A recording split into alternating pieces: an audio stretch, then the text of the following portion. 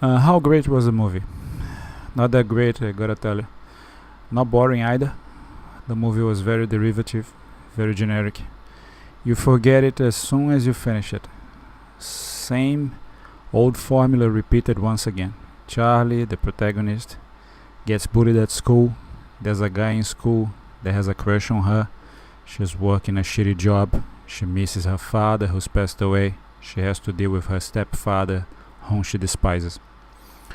She used to be a swimmer at some point, which earned a lot of trophies.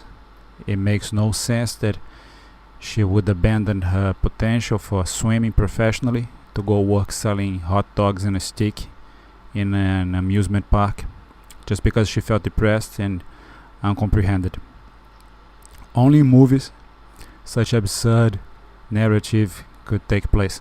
Why would any human being with the least amount of mental health take this stupid decision?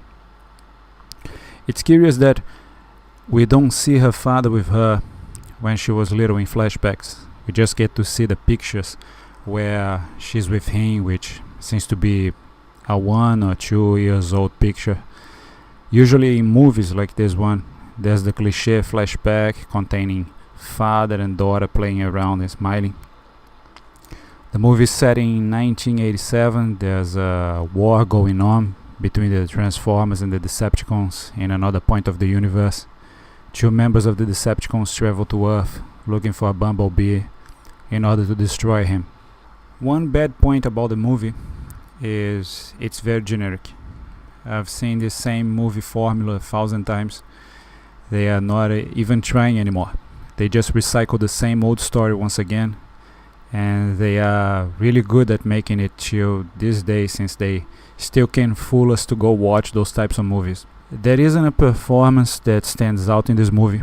John Cena is in it, by the way. Here he is Agent Burns. By the way, all characters have single names in this movie. No one got full name in this film. The soundtrack in this film is indeed very appealing to me. I love songs from the 80s. At the same time, I felt that they exaggerated a bit. In a short space, they play too many songs on top of each other. The idea of Bumblebee communicating via songs, since he had lost his ability to speak, was very clever. The movie is not bad at all. It isn't very memorable either. It's mediocre, somewhere in between. The type of movie I wouldn't rewatch ever. Once is enough. One can easily not watch it and end up not losing anything. There were a few funny moments with Bumblebee behaving goofy, I'll give you that. The couple in the movie had zero chemistry. I mean, the semi-couple. The relationship between Charlie and her neighbor could be called unrequited love.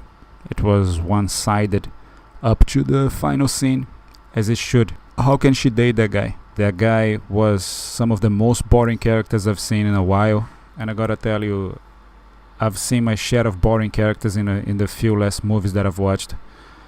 What's going on with Hollywood nowadays with black nerd fetish?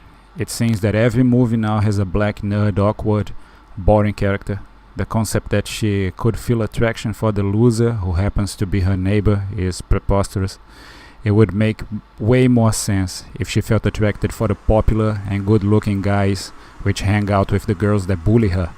Since when women feel attracted to low-status, ugly men with no social skills?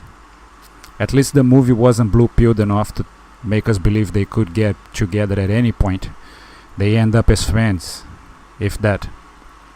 There's a scene where she asks the guy who likes her, who happens to be inside her car, to take off his shirt. The reason behind it being that she wants to wrap it around her head too, I guess, so that she can drive without touching the steering wheel and blindfold.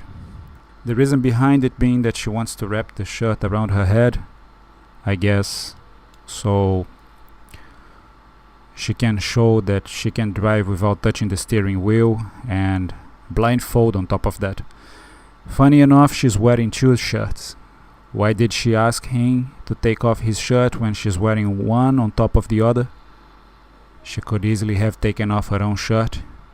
Is this some sort of weird female fan service? Don't ask me. I didn't get it. The second thing that doesn't make any sense is what is she trying to prove by not touching the steering wheel and blindfolding herself? The car is self-driven anyways. There is no point in this whole scene. What were they thinking? There's another scene in which Bumblebee does something that I'm tired of watching in every movie. You know, when the hero shoots at something and misses it, just so in the next scene he reveals that he was aiming at something else? Yeah, this same scene strikes again. This time in the movie Bumblebee. How many times are they going to use this same scene in a movie? It has gotten old for a long time now. I like the scene where they went to the bully's house and destroyed her car. At least the protagonist doesn't get screwed over all the time without having any moment of revenge. It felt great to watch the scene. Besides, it is also a funny moment in a movie that is pretty bland overall. I have to say, it is my favorite scene in the film. The fighting scenes between the cars look like a combination of a sequence of car crashes and martial arts. At least in this department, the movie stands out. Vehicles that can transform into humanoid robots can turn into something very visually appealing. The combats in Transformers are very singular. It doesn't look like anything else in terms of choreography and CGI.